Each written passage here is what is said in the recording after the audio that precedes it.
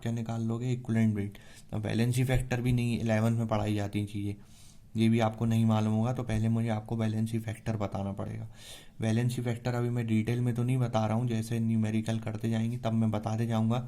अभी आप बस ये ध्यान रखो, जैसे आपका एसिड है, एसिड जैसे हाइड्रोक्लोरिक एसिड HCl है, इसमें हाइड्रोजन देख लो आप कितनी है, 1, तो इसका वैलेंसी फैक्टर कितना हो जाएगा, 1 हो जाएगा।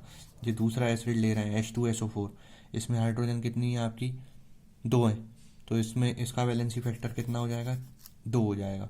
तो अगर एसिड आपका अगर आपका दिया हो तो उसमें हाइड्रोजन देख लिया करो आप, और अगर बेस दिया हो जैसे NaOH बेस है, अगर NaOH दिया है तो बेस में आप देखा करो OH, बेस में आप देखा करें OH, इसमें OH कितने हैं आपके, 1 है, तो इसका वैलेंसी फैक्टर कितना हो जाएगा, 1 आ जाएगा। और डिटेल में अपन पढ़ेंगे आगे, खैर अपन न्यूमेरिकल करें नहीं तो सब कन्फ्यूज़न हो जाएगा बहुत सारा। अभी अपन नॉर्मेलिटी चल रहा है, नॉर्मेलिटी का एक न्यूमेरिकल कर रहे हैं जिसमें डेंसिटी दी गई है और डायरेक्ट फार्मूला है, फार्मूला अपन ने लिखा था, ये फार्मूला है। डेंसिटी इसमें दी गई थी, वेट परसेंट दिया था, वेट परसेंट इसमें कितना दिया गया था, 10%, वो वैल्यू रख दी। इक्विवेलेंट वेट देख रहे थे अपन, तो इक्विवेलेंट वेट इसका निकालना था अपन को H2SO4 का। H2SO4 का मॉलिक्यूलर वेट आपको बताया था कितना होता है, 98। इसका अपन को क्या निकालना है, इक्विवेलेंट वेट। इक्विवेलेंट वेट का फॉर्मूला होता है मॉलिक्यूलर वेट अपॉन क्या होता है, वैलेंसी फैक्टर। मॉलिक्यूलर वेट कितना निकाला आपने, 98। वैलेंसी फैक्टर इसमें कितनी हाइड्रोजन है, 2, तो इसका वैलेंसी फैक्टर कितना हो गया, 2 हो गया। तो वैलेंस टोटल मिला के इसका इक्विवेलेंट वेट कितना आ जाएगा, 49 आ जाएगा।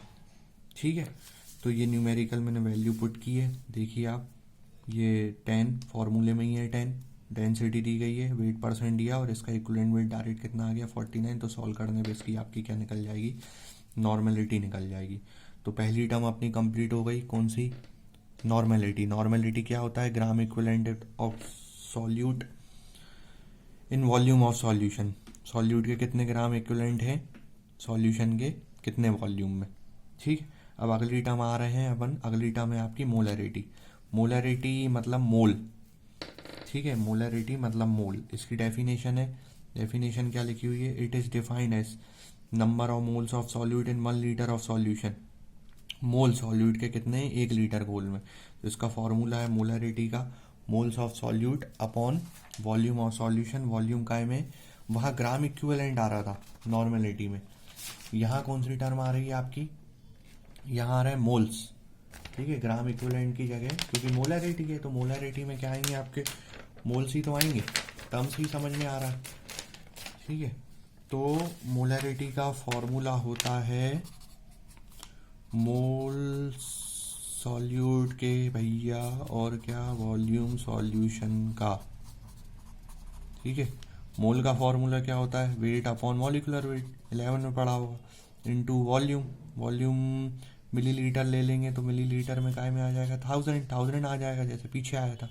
ठीक है, तो देखें अपन, मोलरिटी लिखा हुआ है moles of solute upon volume of solution, litre में मोल को मॉडिफाई किया गया है, वेट अपॉन काय में, मॉलिक्यूलर वेट में, इनटू वॉल्यूम ऑफ सॉल्यूशन। ये मोलरिटी का फॉर्मूला है। इन सब पेज की इमेज भेज दूंगा आपको, नोट्स बना सकते हो आप आराम से घर से। तो सॉल्यूट है इसलिए यहाँ क्या लिखा है अपना, WB लिखा है, और वॉल्यूम काय में है आपका यहाँ ml में।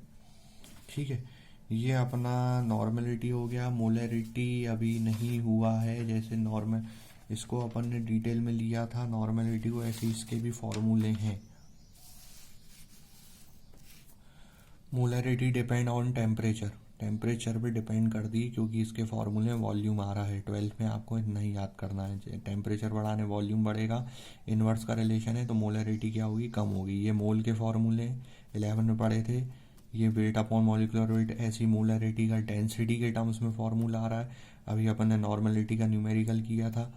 ठीक है, डेंसिटी के टर्म्स में वहाँ इक्विवेलेंट वेट आ रहा था, यहाँ क्या आ रहा है आपका, मॉलिक्यूलर वेट। स्ट्रेंथ, स्ट्रेंथ मतलब W/V, स्ट्रेंथ उसी मोलरिटी के फॉर्मूले से निकाला गया है, W/V का फॉर्मूला बनाना है। तो आप क्रॉस क्रॉस में ले जाके ये नया फॉर्मूला बना सकते हो। यहाँ वॉल्यूम काय में ले रहे हैं, मिलीलीटर में, इसलिए 1000 आ रहा है। अब एक फॉर्मूला और होता है, 11 में पढ़ाया गया है, relation between normality and molarity. तो नॉर्मेलिटी इक्वल टू होता है मोलरिटी इनटू वैलेंसी फैक्टर, ये फॉर्मूले। ठीक है, अब तीसरी टर्म्स है, स्ट्रेंथ परसेंट ही चल रहा है अपना, उसको 3 में क्लासीफाई किया था। तीसरी टर्म्स है आपकी कौन सी, फॉर्मेलिटी। फॉर्मेलिटी क्या होता है, ये एमपी बोर्ड में आता था पहले, अब नहीं आएगा, बस पढ़ना है, सिलेबस में है, एनसीईआरटी में क्योंकि नहीं दिया है, बाकी फार्मूला जरूर याद होना चाहिए। तो फॉर्मेलिटी क्या होता है, अपन ने नॉर्मलिटी क्या देखा, weight upon equivalent weight into 1000 upon BML। Molarity क्या देखा, wait upon molecular weight into 1000 upon BML। अब अपन देख रहे हैं फॉर्मेलिटी। नॉर्मेलिटी में आया था इक्वलेंट वेट, मोलरिटी में क्या आया था आपका मॉलिकुलर वेट, फॉर्मेलिटी में आएगा फार्मूला वेट। अब भैया फार्मूला वेट क्या होता है, मॉलिकुलर वेट तो सुना था, जैसे पानी का आपने निकाला था भैया 18, CO2 का कितना होता है 44। अब फार्मूला वेट, इसको ही तो आप फार्मूला बोलते हो, तो फार्मूला वेट और मॉलिकुलर वेट सेम होना चाहिए उस हिसाब से, क्योंकि यही तो फार्मूला, और फार्मूला वेट का मतलब फार्मूले का वेट। तो फिर ये नई चीज़ क्या है, तो फार्मूला वेट का मतलब बताऊं, फार्मूला वेट उनके लिए इस्तेमाल किया जाता है जो पानी में मिलाने पर या किसी चीज़ में मिलाने पर डबल हो जाती है या ट्रिपल हो जाती है। इसलिए जो फॉर्मेलिटी है केवल उन चीज़ों के लिए इस्तेमाल की जाती है, वो चीज़ें जो अपने आप को दोगुना कर देंगी, तिगना कर देंगी। वो आपको न्यूमेरिकल अगर आएगा तो क्लियर क्वेश्चन में बताएगा कि भैया ये चीज़ इसमें मिलाने पे दुगनी हो रही है, तिगनी हो रही है, 4 गुना हो रही है, तो आपको तब फॉर्मेलिटी का फॉर्मूला इस्तेमाल करना है। ठीक है, इसका एक आधा एग्जांपल ले गए फॉर्मेलिटी के। जैसे आप एसिटिक एसिड को पानी में मिलाओ, एसिटिक एसिड का फॉर्मूला क्या होता है, CH3COOH। उसको जब पानी में मिलाते हो तो वो दुगना हो जाता है, डाइमर बनाता है। दुगने को केमिस्ट्री में बोलते हैं डाइमर बनाना, और तिगने को बोलते हैं ट्राइमर बनाना। तो एसिडिक एसिड को अगर आप पानी में मिलाओगे तो अब वो टेंडेंसी उसमें ये होती है कि वो अपने आप को दुगना कर देता है। तो दुगना कर देता है तो उससे क्या होगा, मैं अभी बता रहा हूँ। अभी आप पहले एसिटिक एसिड का मॉलिक्यूलर वेट निकालो, वही प्रैक्टिस करके पीछे, तो आप निकालना, इसका मॉलिक्यूलर वेट आता है 60। ठीक है, प्रैक्टिस करके निकलना चाहिए। इसका मॉलिक्यूलर वेट 60 आता है। जब आप इसको पानी में मिलाते हो तो इसका मॉलिक्यूलर वेट तो कितना है, 60 है, लेकिन जब इसको पानी में मिलाएंगे तो ये क्या हो जाएगा, डबल हो जाएगा। मतलब इसका जो फॉर्मूला वेट है वो कितना हो गया, 120।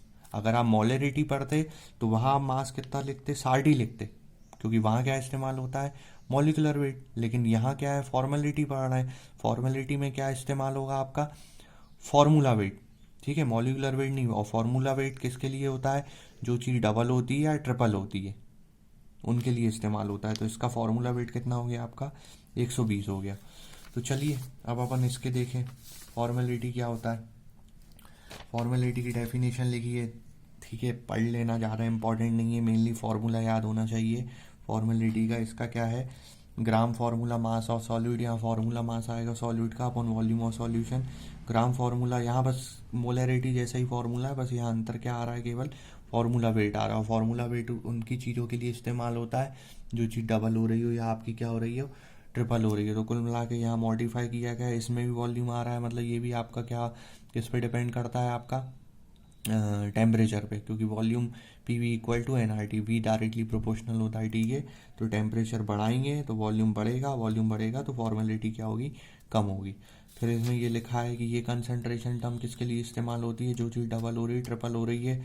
जैसे मैंने एग्जांपल भी बताया था, एसिटिक एसिड को पानी मिलाने में वो क्या बनाता है, डाइमर बनाता है, तो उसका फॉर्मूला वेट कितना हो जाएगा, 120 हो जाएगा।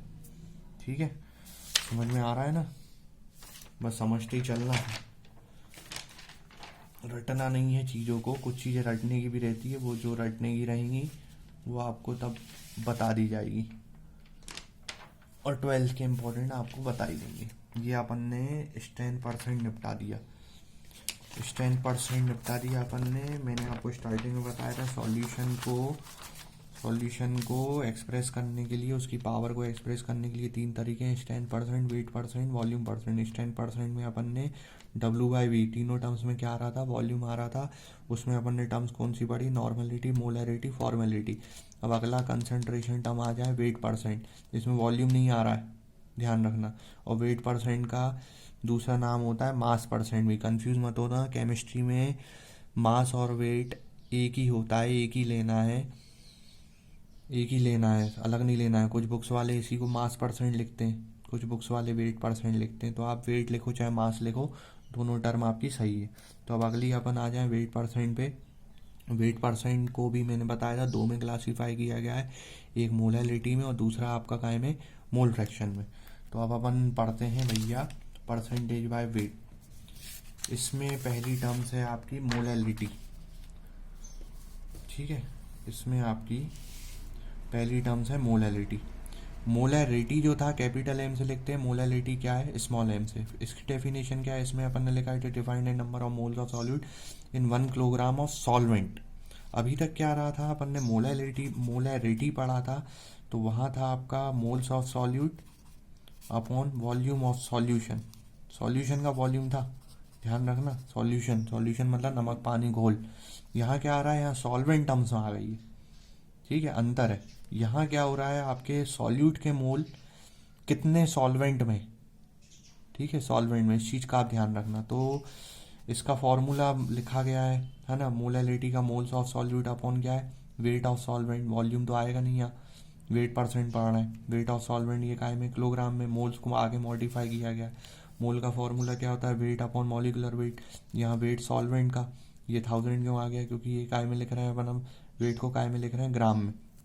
तो कुल मिला के इसको मॉडिफाई करके मोलैलिटी का फॉर्मूला क्या है, बी को मतलब solute, weight upon molecular weight into 1000 upon weight of solvent. A का मतलब क्या होता है, सॉल्वेंट, ठीक है। अब आप ये सोचिए कि इसमें मोलैलिटी में टेम्परेचर का असर पड़ेगा कि नहीं पड़ेगा, ये आप सोचिए। तो इसमें जो है टेम्परेचर का असर नहीं पड़ेगा, नहीं पड़ेगा। क्यों नहीं पड़ेगा, क्योंकि इसके फॉर्मूले वॉल्यूम नहीं आ रहा है, वॉल्यूम नहीं आ रहा है मतलब टेम्परेचर कोई असर नहीं। मतलब मोलैलिटी जो है ना सबसे अच्छी टर्म है। सबसे अच्छी टर्म क्यों है, क्योंकि भैया गर्मी में निकालो सर्दी में निकालो, ये मोलैलिटी पे तो टेम्परेचर पे असर पड़ ही नहीं रहा है, कुछ हो ही नहीं रहा है, टेम्परेचर का असर ही नहीं पड़ रहा है। तो मोलैलिटी सबसे अच्छी टर्म मानी जाती है। मोलैलिटी को अच्छा माना जाता है, क्यों, क्योंकि ये टेम्परेचर पर डिपेंड नहीं करता है। और ये चीज़ भी आपको ध्यान रखनी है कि भैया ये टर्म टेम्परेचर पर डिपेंड नहीं करती है। तो मैंने वही लिखा है, मोलैलिटी सबसे अच्छी टर्म है क्योंकि ये टेम्परेचर पर डिपेंड नहीं करती है। 12 में आपको केवल यहीं तक याद करना है, इससे ज़्यादा याद नहीं करना, ठीक है। तो ये लेकिन अपन और डिटेल में ले। 1 मोलर सॉल्यूशन का मतलब क्या होता है, 1 मोल सॉल्यूट हो कितने, वन करना है कुल मिला के। तो 1 किलो ले लो चाहे 1000 ग्राम ले लो, तो 1 मोल सॉल्यूट घुलाओ 1 किलोग्राम सॉल्वेंट में या 1000 ग्राम सॉल्वेंट में, ठीक है। अब relation between molarity and molality. अब एक फार्मूला है, न्यूमेरिकल में आगे काम में आएगा। ये फार्मूला ऐसा है जिसमें मोलैरिटी भी आती है, मोलैलिटी भी आती है, दोनों। तो इसमें डेंसिटी वगैरह आ जाती है, फार्मूला आपको ध्यान रखना है, ठीक है। इसमें क्या है, 1000 एम, कैपिटल एम मतलब मोलैरिटी, डी मतलब डेंसिटी, एम मतलब molarity, m b. M b क्या है, बी का मतलब क्या होता है, सॉल्यूट, एम का मतलब यहाँ पे मॉलिकुलर वेट सॉल्यूट का, ठीक है। तो इसके अपन न्यूमेरिकल करेंगे। और एक चीज़ आप ध्यान रखना, जनरली किसी कोई सॉल्यूशन है, जैसे आपको इथाइल एल्कोहल दे दिया उसने, उसने इथाइल एल्कोहल का बोल दिया, इसकी आप मोलैरिटी भी निकालो और मोलैलिटी भी निकालो। ये न्यूमेरिकल करेंगे अपन आगे जाके, पूरे एक एक फार्मूला जो है ना बहुत सारे न्यूमेरिकल करेंगे। तो इथाइल एल्कोहल है, उसकी आपको मोलैरिटी निकालनी है, मोलैलिटी निकालनी है। तो आप ये चीज़ ध्यान रखना, जनरली जो है मोलैलिटी की वैल्यू ज़्यादा आती है किससे, मोलैरिटी से, ठीक है। जब अपन न्यूमेरिकल करेंगे तब इसको मैं आगे बताऊंगा। तो अपनी पहली परसेंटेज बाय वेट में, और मैंने इसमें थोड़ा सा नीचे लिखा है मोलैलिटी निकाली गई है, अलग अलग की डेंसिटी वगैरह मोलैरिटी रख के। तो जनरली आप ध्यान रखना, बाकी ये ज़्यादा इंपॉर्टेंट नहीं है। मोलैरिटी की वैल्यू ज़्यादा आती है किससे, ये मैंने गलत लिखा है, मोलैरिटी की वैल्यू ज़्यादा आती है किससे, मोलैरिटी से, ठीक है। ये आप ध्यान रखना, ठीक है। ये हो गया, फार्मूला याद रखना है, न्यूमेरिकल करेंगे तो वहाँ अपन फार्मूला यूज़ ही करेंगे। तो अपना पहली टर्म वेट परसेंट चल रहा है, वेट परसेंट में पहली टर्म आपकी हो गई मोलैलिटी, अगली टर्म अपन पढ़ रहे हैं मोल फ्रैक्शन, ठीक है। ये चीज़ 11th में भी निकाली गई। मोल फ्रैक्शन को लिखते हैं एक्स से, ठीक है। अब मोल फ्रैक्शन निकालना है, मोल फ्रैक्शन का भी फार्मूला आपको याद रखना है। बाकी इसकी डेफिनेशन भी बोर्ड में पिछले साल आई थी, तो एनसीईआरटी में दी है, तो इसकी डेफिनेशन भी याद करना। मोल फ्रैक्शन कैसे निकालने हैं, मान लो सॉल्यूशन में दो चीज़ें हैं, एक है आपका सॉल्यूट और दूसरा क्या है आपका सॉल्वेंट। अब जैसे आपको इसका मोल फ्रैक्शन निकालना है, मोल फ्रैक्शन फ्रैक्शन मतलब होता है हिस्सा, है ना, तो इसमें आपको इसकी हिस्सेदारी निकालनी है, इसकी हिस्सेदारी निकालनी है। तो मोल फ्रैक्शन जैसे आपको सॉल्यूट का निकालना है, नहीं सॉल्वेंट का निकालना है, एक्स से लिख दे रहे हैं, ये मतलब सॉल्वेंट का। तो इसका फॉर्मूला ध्यान रखना, जिसका मोल फ्रैक्शन निकालते हैं मतलब उसके मोल, ठीक है, एन मतलब है मोल, जिसका मोल फ्रैक्शन निकालते हैं उसके मोल अपॉन टोटल मोल, मोल को अपन एन से लिख रहे हैं अपन यहाँ, ठीक है। तो ए का मोल फ्रैक्शन निकाल रहे हैं मतलब ए के मोल अपॉन टोटल मोल। अब मोल को और मॉडिफाई कर सकते हैं, मोल का फॉर्मूला क्या होता है, वेट अपॉन मॉलिकुलर वेट, ठीक है। मोल को और आगे मॉडिफाई कर सकते हैं, वेट अपॉन मॉलिकुलर वेट, मोल बी के मोल मतलब वेट अपॉन मॉलिकुलर वेट, ठीक है। तो ये किसका मोल फ्रैक्शन निकालना है अपन ने, ए का। अब बी का निकालें, बी का मोल फ्रैक्शन निकालना है मतलब बी के मोल अपॉन में क्या आ जाएगा आपका टोटल मोल, ठीक है। और एक चीज़ ध्यान रखना, टोटल मोल फ्रैक्शन 1 होता है। टोटल क्यों 1 होता है भैया, क्योंकि हिस्सेदारी निकाल रहे हो ना आप, हिस्सेदारी निकाल रहे हो पूरे की, सॉल्यूट कितना है या ये सॉल्वेंट कितना है, तो टोटल कुल मिला के कितना आएगा 1 आएगा। परसेंट में निकालेंगे तो 100% आ जाएगा, ठीक है। तो इसकी अब अपन मोल फ्रैक्शन पे आए, ठीक है। मोल फ्रैक्शन बता रहा हूँ, ये मैंने डिफरेंस भी लिख के रखा है, पढ़ लेना, एमपी बोर्ड में पूछा है। मोलरिटी और मोलैलिटी में डिफरेंस है, ये टेम्परेचर पे डिपेंड नहीं करता, ये टेम्परेचर पे डिपेंड करता है। इसमें क्या आता है, सॉल्वेंट का वेट आता है, इसमें क्या आता है, सॉल्यूशन का वॉल्यूम आता है, और ये इसकी डेफिनेशन लिखी है। तो वो डेफिनेशन आपको याद करनी थी, तो डिफरेंस से भी आपको ऑटोमेटिक याद हो ही जाएगा। अब अगली टर्म आ जाए अपन किस पे, मोल फ्रैक्शन पे। मोल फ्रैक्शन क्या लिखा है मैंने, it is ratio of number of moles of एक कंपोनेंट का अपॉन टोटल मोल, ठीक है। तो अपन ने लिखा है लेट सॉल्यूशन में दो कंपोनेंट है, एक क्या है आपका सॉल्यूट है और दूसरा क्या है आपका सॉल्वेंट है। सॉल्वेंट का मोल फ्रैक्शन निकाल रहे हैं, ये लिखा हुआ है। सॉल्यूट का मोल फ्रैक्शन निकालना है, ये लिखा हुआ है mole upon total mole. Total mole fraction कितना लिखा हुआ है, 1 आया है, ठीक है।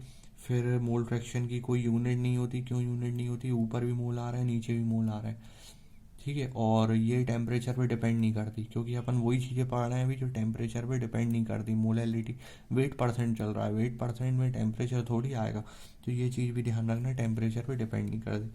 12th में इतना ही याद करना है। फिर इसमें मैंने एक फार्मूला लिखा है, relation between molarity and mole fraction, ये 12th में याद नहीं करना है। एक फार्मूला निकाला गया है, इसको निकालना रेगुलर क्लास में सिखा दूंगा मैं, बहुत आसान है, आप सिंपल देख भी लोगे। एक्स भी एक्स से लिखा है, डिवाइड कर दिया, फिर ये एक फार्मूला बनाया गया है। तो ये फार्मूला ऐसा है जिसमें जिसमें जिसमें एक चीज़ मैंने गलत लिखी है, जिसमें मोलैलिटी आएगा यार, क्योंकि फार्मूला किसका निकाल रहे हैं अपन, मोलैलिटी और किसका, मोल फ्रैक्शन का, ठीक है। तो फार्मूला ऐसा है जिसमें मोलैलिटी आता है और क्या आता है आपका, मोल फ्रैक्शन आता है। तो आज के लिए अपन इतना ही करते हैं केमिस्ट्री में। इसकी इमेजेस मैं भेज दूंगा आपको, आप आराम से नोट्स भी बना सकते हो इमेजेस से, और पढ़ाई कीजिए, ज़्यादा से ज़्यादा समय है। बुक हो आप अगर आपके पास तो इनके न्यूमेरिकल सिंपली कर सकते हो, या अभी आप 2-1 दिन रुक जाइए, ठीक है। इनके न्यूमेरिकल जब हो जाएं अपने, फिर आप सॉल्व करना उसे। अभी इतना रीड कर लीजिए आप, या याद कर सकते हो डेफिनेशन। 12th में आपको डेफिनेशन मोल फ्रैक्शन की भी करना है, पूछिए बोर्ड में, पिछले साल ही आई है, डिफरेंस करना है, ठीक है।